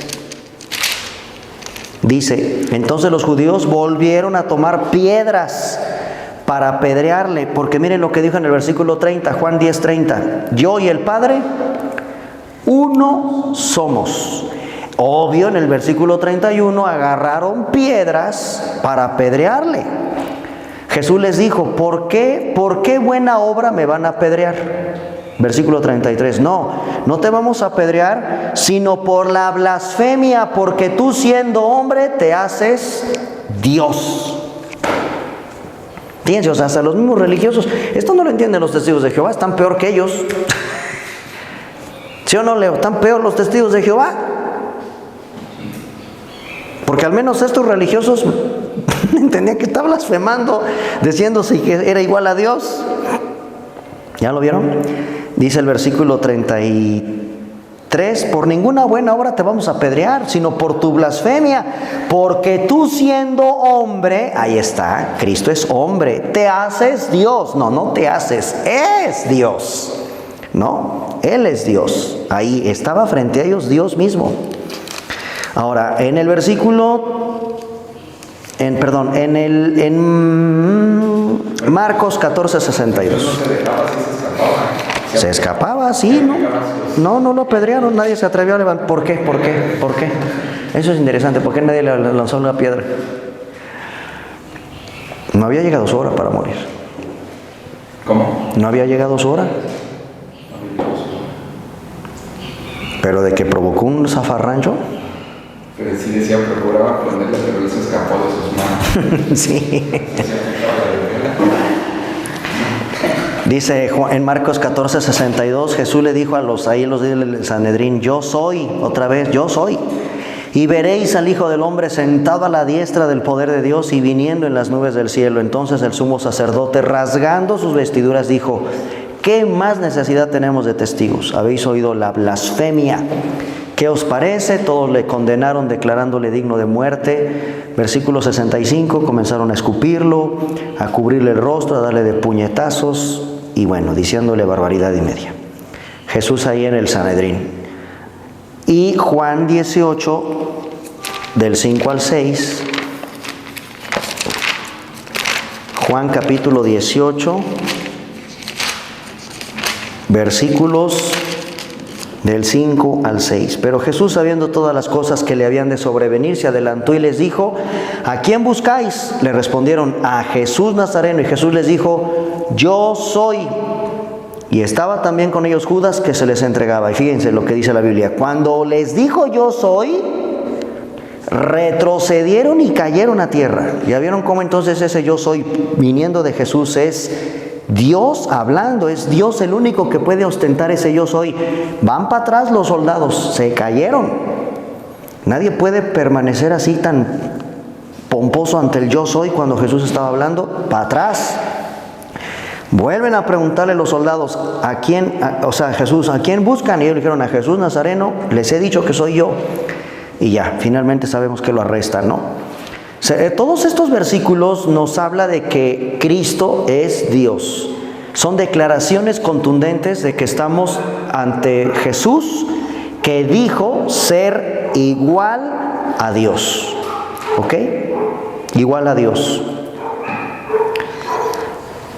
Por ejemplo, ¿quién puede perdonar pecados? Solo Dios. Cristo los perdonó, Marcos 2:5. Nada más, nada de eso que enseña el padre del Toro. Es más fácil decir. Eso que enseña por ahí un sacerdote católico que anda diciendo que ellos pueden perdonar, por eso es el confesionario. Ellos pueden confesar a una persona y perdonar pecados. Ah, sí, pues no. También el Señor cura es un pecador. Y se basan en algunos versículos por ahí, que tú estuviste en esa reunión por Zoom, cuando se armó esta aclaración de que si se podían perdonar o no pecados, un hermano de Tololoapan que andaba muy confundido. Decían que sí se podía. Le causó mucho ruido la opinión de un cura por ahí en las redes sociales, que él decía y enseña que ellos como católicos pueden perdonar pecados, e incluso se basan en un pasaje de la Biblia cuando Jesús está sanando al cojo, que abren el techo y les dice: ¿qué es más fácil decir? ¿Tus pecados te son perdonados? O decirle: levántate y anda. Pues yo, el Hijo del Hombre, les voy a demostrar que tengo poder, no solo para perdonar pecados, sino en el levántate y toma tu lecho y vete. Cuando pasa eso, dice la Biblia, hubo una reacción y la gente decía que se admiraban de tal poder que se les había conferido a los hombres. Y de ahí se agarra este cura torciendo la escritura. ¿Ya ven? Tal poder que nos es conferido a los hombres de perdonar pecados. En términos generales, esa fue la duda. Pues es obvio que no. Hay que revisar todo el contexto de lo que está pasando en esa escena y ahí te vas a dar cuenta que tiene otro significado ese, y que se les daba tal poder, se admiraban que tal poder, pero no es el poder de perdonar pecados, ¿cómo crees? ¿Sí? Ese era un típico caso en esa clase con el doctor Enrique los lunes, un típico caso de sacar un versículo y hacer una herejía. Por eso es importante conocer cómo lo debería. Yo sé que ni MacArthur, ni Samuel Pérez Millos, que a mí me gusta mucho, ni Elis Carballosa, ni ningún hombre tiene la verdad absoluta. Claro. En algún momento nos vamos a equivocar todos. Sí, todos. Entonces siempre es bueno, aunque lo diga tal persona, nos debería rectificar que verdaderamente lo que ellos están diciendo es verdad. Y si no es verdad, bueno, si ya de plano son, pues ahora sí que herejes como estos que realmente van instruyendo, son falsos maestros, a un hermano que se equivoca, que es muy normal que todo el mundo lo haga, pues es muy diferente, ¿no? Pero o sea, esto sí, de plano no seguirlos, ¿no? Sí, claro. Ahora también hay que saber diferenciar entre doctrinas esenciales y no esenciales, donde los tres podemos tener 3 puntos de vista diferentes, pero no pasa nada, ¿no? La doctrina de por ejemplo, el rapto de la iglesia, el amilenialismo, el premilenialismo, son posturas. Los dones, incluso la doctrina de los dones del Espíritu Santo, no son esenciales. ¿Mande? El continuismo, el cesacionismo no son doctrinas esenciales. MacArthur es cesacionista, no sé Pérez Millos que sea, u otros que opinan de la continuidad de los dones en estos tiempos. ¿Mande? Que Max es amilenialista, ¿no? Sí, su ídolo es Sproul. Así como acá de Pérez Millos, cada quien tiene su idolito. A mí me gusta mucho Pérez Millos, Sproul. Es que Paul Washer. Son directos, son duros en cuestión de palabra, pero no son ofensivos, no son agresivos, a diferencia de otros predicadores que ofenden a las personas y confunden la dureza de la palabra con la palabra de ellos mismos, de cómo la expresan. Y la palabra sí tiene que ser clara y es dura, sí, pero depende de cómo la estés diciendo, porque hay quienes la utilizan para acabar y apedrear. Ya casi juzgar o condenar. Exactamente, y por ahí pues no. No. Y a lo mejor son muy buenos y ellos utilizan de su enseñanza. Sí, es muy cierto lo que dices, pero como lo estás dando a entender, gracias, pero no. Sí, y así hay variedad de grandes hombres y predicadores, ¿no? Ya ves que luego se nos van a poner las fechas de decir Cristo de mañana. No, pues sí, está peligroso eso. Muy bien, chicos. ¿Qué más de Jesús? Dijo ser el Mesías, esto está clarísimo. ¿Alguien sabe qué significa la palabra Mesías? Enviado, ¿no? No. Del vocablo hebreo, ungido. Mesías viene del hebreo, que significa ungido. Y en griego, Cristo. La palabra Cristo en griego significa ungido. Eso lo hace ser el Mesías, que es el ungido. ¿Ok? Ya vimos que aceptó adoración, dijo ser igual a Dios, que oráramos en su nombre. Obviamente, a lo largo de la Biblia podemos encontrar todas las enseñanzas con respecto a los títulos que Cristo tiene, que son títulos de la deidad. En Apocalipsis, el famoso yo soy el primero y yo soy el último, ¿no? Todos esos son títulos de Dios. Aquella luz verdadera, Juan 1:9. La roca, 1 Corintios 10:4, 1 Pedro 2:6. El amado de Efesios, el príncipe de los pastores de 1 Pedro, el gran pastor de Hebreos 13:20. Todo eso lo enseña la Biblia con títulos de la deidad que encontramos en la palabra de Dios con respecto a Jesucristo. ¿Ok? Por supuesto es superior a los ángeles, superior a cualquiera de los profetas. Y hay una manera también muy interesante de ver el cumplimiento de que Jesús es el Mesías a través de las profecías cumplidas de Él en el Antiguo Testamento. ¿Ok? ¿Alguien me puede dar un ejemplo de una profecía del Antiguo Testamento que se cumple en el Nuevo Testamento con respecto a Cristo? Que sea. La que sea, hay muchísimas.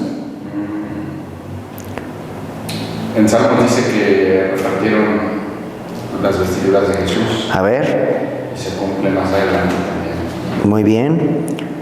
Esto de las vestiduras en el Salmo, ¿qué Salmo es, Alex? Es el Salmo 22. A ver, vamos a revisarlo. Salmo 22, versículo 18 dice: repartieron entre sí mis vestidos y sobre mi ropa echaron suero. Ok. Y ya en el Nuevo Testamento, los 4 escritores lo marcan tal cual: Mateo, Marcos, Lucas y Juan. Muy bien. Correcto. Muy bien. Esa es una de muchísimas que hay. Fíjense, nada más porque se den una idea. Se profetizó desde Génesis que iba a nacer de una mujer. En Isaías se profetizó que de una virgen. ¿Ok? De la simiente de Abraham, de la tribu de Judá, de la casa de David, que nacería en Belén. Eso está increíble. Dio el profeta Miqueas el lugar donde iba a nacer el Mesías. ¿Sí? Que obraría prodigios, Isaías lo profetizó. Que limpiaría el templo, Malaquías lo profetizó. Que sería rechazado por los judíos, el Salmo lo profetizó. Que murió de una manera humillante, el Salmo que leyó Alex lo profetizó. Y esa manera de morir, simplemente en la cruz, cumplió ser rechazado, el silencio ante sus acusadores, ser escarnecido, le perforaron, esta está increíble, perforaron sus manos y sus pies. O sea, no nada más lo amarraron. La profecía dice que le iban a perforar y así lo hicieron. Fue perforado de sus manos y sus pies. Crucificado con 2 ladrones. Increíble. Profetizó el libro de Isaías que iba a ser crucificado con ladrones. Que él iba a orar por sus perseguidores. Que el costado iba a ser atravesado. Eso lo profetizó Zacarías 12:10. Que iba a ser sepultado en la tumba de un rico. Isaías 53:9. Que iban a echar suerte sobre sus vestidos, como dice Alex, Salmo 22:18. Que se iba a levantar de entre los muertos, Salmo 16:10. Que iba a subir al cielo, los salmos lo profetizaron. Que se sentaría a la diestra de Dios, también los salmos lo profetizaron. O sea, hay pero muchísimas. Que es vendido por 30. Todo eso fue profetizado. Ahora fíjense, qué increíble. Hay más profecías de su regreso que de su primer venida. Se anuncia más la segunda venida de Cristo que la primera, en cantidad de veces. Si la Biblia menciona que la crucifixión fue un espectáculo, imagínate su regreso. Ajá, exactamente. Si la crucifixión está llena de tanto simbolismo, significado, cosas que pasaron ahí, el regreso de Cristo es, pues sin palabras lo que leemos. De teología hace toda una... ¿Cómo? MacArthur en su libro de teología sí. Pone todos los versículos. Ajá, del cumplimiento en el Antiguo y en el Nuevo, exactamente. ¿Eso qué nos demuestra? ¿Qué demuestra eso en la Biblia de Él? Que la historia ya está escrita por el Señor y Él es... Bueno, eso sí es cierto, que nosotros estamos... que para Dios el futuro es historia. Estamos en parte de... Carlitos nos pone un ejemplo.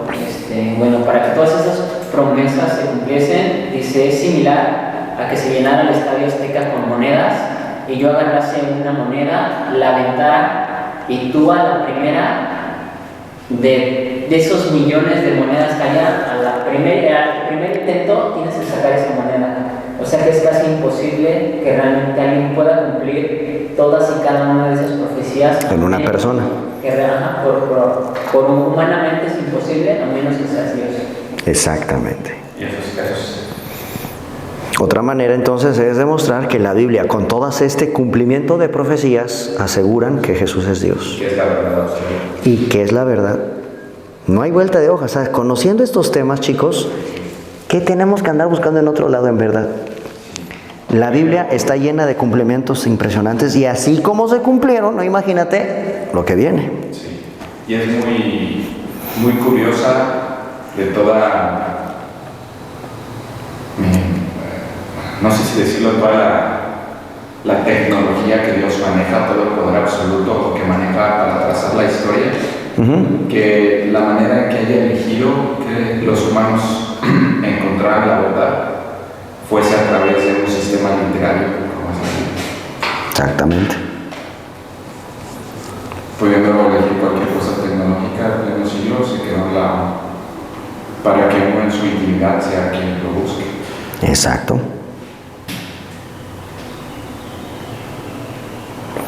Ok, ahora hay obviamente mucho ataque con respecto a su crucifixión, no tanto su muerte, ya vimos que bueno, ahora cuando fue sepultado, y ya no se diga el tema de la resurrección, ¿no? Hay varias teorías, así se les llama. Por ejemplo, una se llama la conspiración de la Pascua,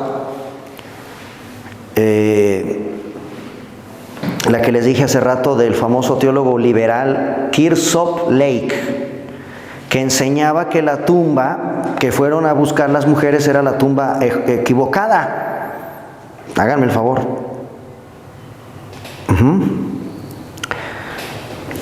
De ahí no se dice de dónde es él. ¿Quién? ¿Kirsopp Lake? Es un teólogo, dice, teólogo liberal que planteó la teoría de que las mujeres se equivocaron de tumba. ¿De qué año? No tengo ese dato. A ver, ¿no aparece en Google?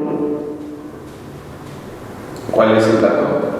¿Quién fue Kirsopp Lake? Ah, sí lo busqué yo.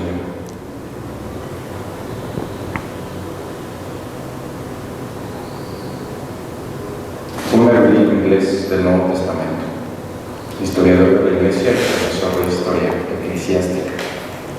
¿Es inglés entonces? ¿De qué año estamos hablando de este señor? 1872. Sí, 1870. Ya siglo XIX. Ya demasiado tarde. Sí, ya demasiado tarde, dice Leo. ¿Por qué? Pues se supone, bueno, por lo menos 100 años, bueno, se juntó todo el canon, ¿no? Sí. Porque era como que lo más verídico. Sí. Saliéndose de esos 100 años. Ya es muchísimo tiempo. Ya es muchísimo, sí. O sea, quizás si le hubiera toda esta teoría, teoría, dentro de los pocos años de que sucedió, dices, ah, caray, aquí... Sí, ok, ya te entendí, ya pasó mucho tiempo, efectivamente, lástima, señor Kirsopp, se tardó con su teoría. Ya está más que confirmado que Jesús sí se levantó de los muertos, no fue la tumba equivocada donde fueron las mujeres, por amor de Dios. Pues imagínate, como si debieras estuviera aquí repleto de muertos. No, era una tumba especial, rápido, o sea, era bien obvio. Pero así hay mucho ataque, ¿no? Mucho ataque contra el tema de la resurrección. ¿A quién? ¿Cómo fue su primera aparición?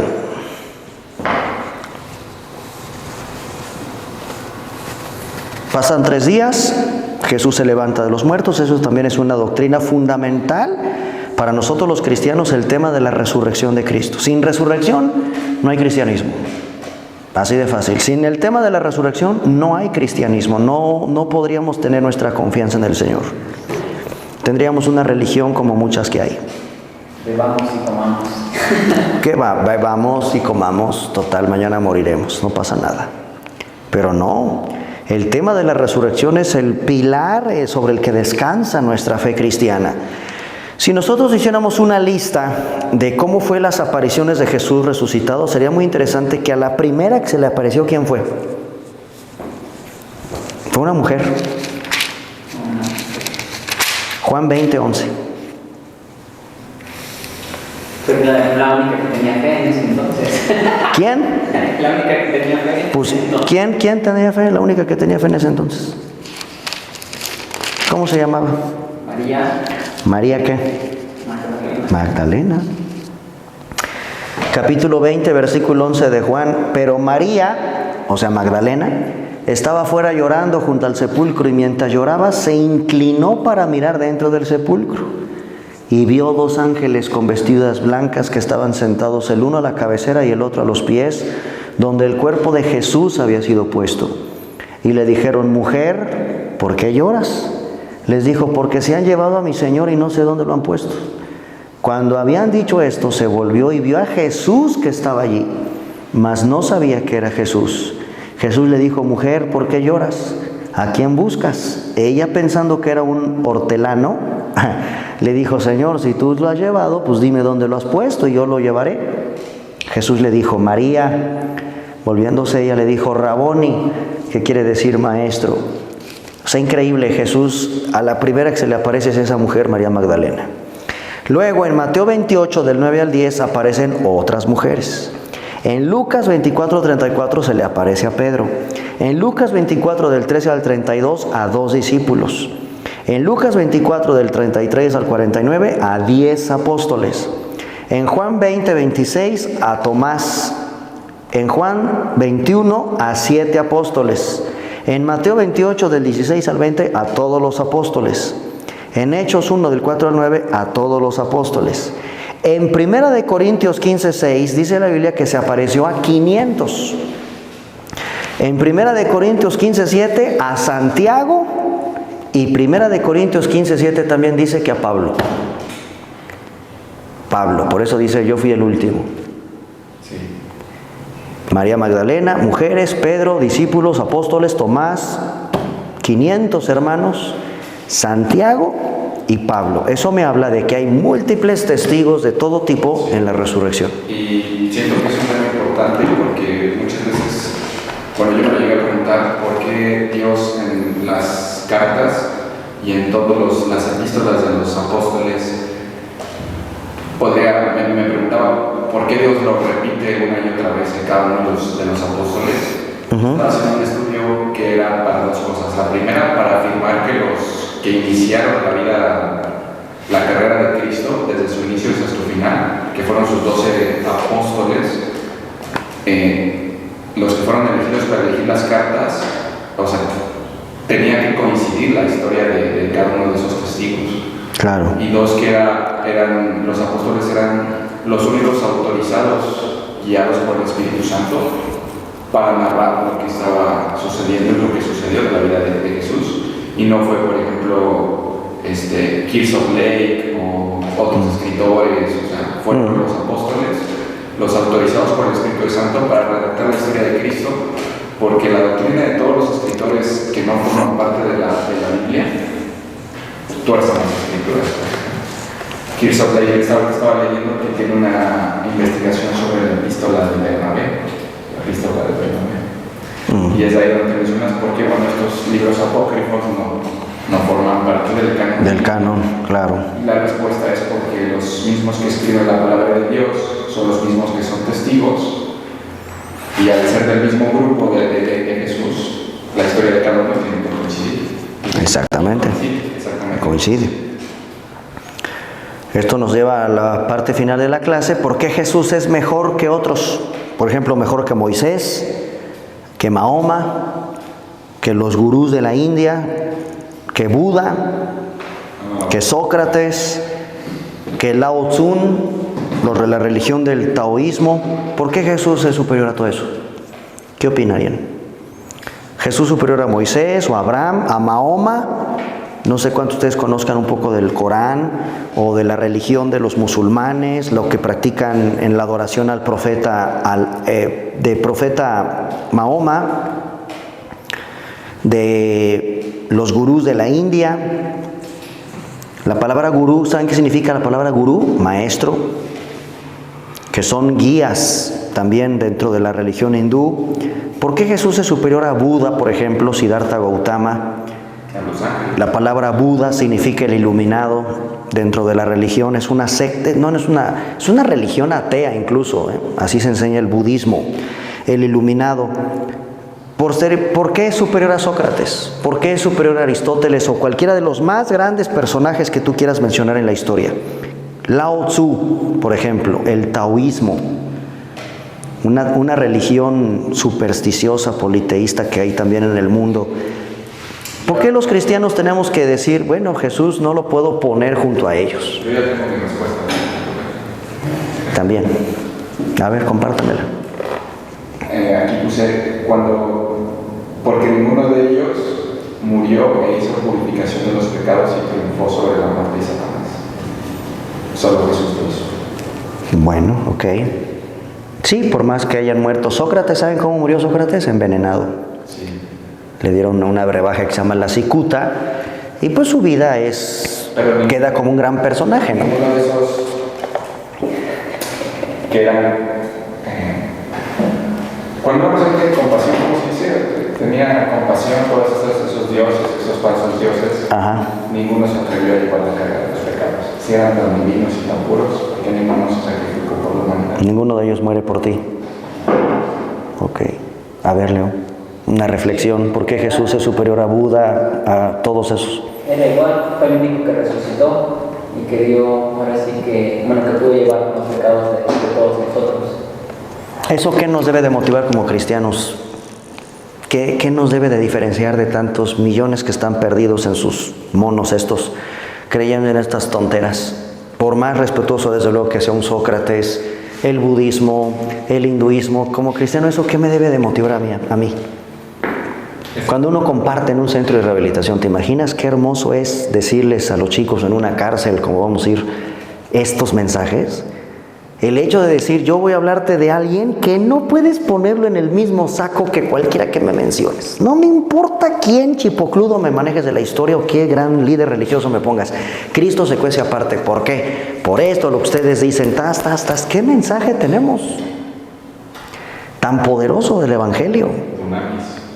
Dunamis, claro. El poder de Dios a través de su palabra. Pero a lo que voy, chicos, es lo hermoso de la apologética y de estudiar estos temas para que ustedes puedan tener la certeza con toda firmeza de que la verdad está en la Biblia, que Cristo es Dios, que Cristo efectivamente es superior.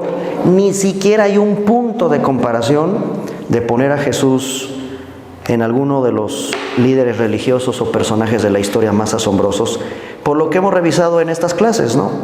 Cómo ha sido su ataque desde siglos. Y sigue por ahí siglo XX con estos teólogos, las sectas que hoy siguen dudando de su existencia, etcétera, etcétera. Bueno, es parte de, como cristianos, lo que tenemos que enfrentar de un mundo caído, de un mundo satánico, de un mundo de pecado, a donde la verdad de Dios no es predicada y nosotros somos luz. Y a veces el cristiano es fácil perder la identidad cuando no buscas a tu Padre. Sí. Porque eso no es cualquier cosa. No es cualquier cosa. ¿Te imaginas qué poderoso mensaje Dios nos ha entregado? Y encima que no somos eruditos o... Estamos todos en un proceso. Sí, pero es que o sea, no somos nada más meramente estudiantes de Dios, sino somos hijos suyos y eso todavía Claro. es más fuerte. Discípulos, claro. Todos, ahí sí todos estamos en ese mismo saco. Como todos los falsos dioses comparten sus ideologías y pues que te vaya bien, ¿no? Nada más recordarles, ¿cuál es el fundamento bíblico de la apologética? ¿Por qué la apologética tiene que ser una materia o una reflexión en estas clases? ¿Por qué? Primera de Pedro 3:15. No se les voy a olvidar ese, memorícenselo. ¿Sale? Primera de Pedro 3:15. Sino santificad a Dios el Señor en vuestros corazones y estad siempre preparados para presentar, y ahí está la palabra apologeia en griego. Defensa.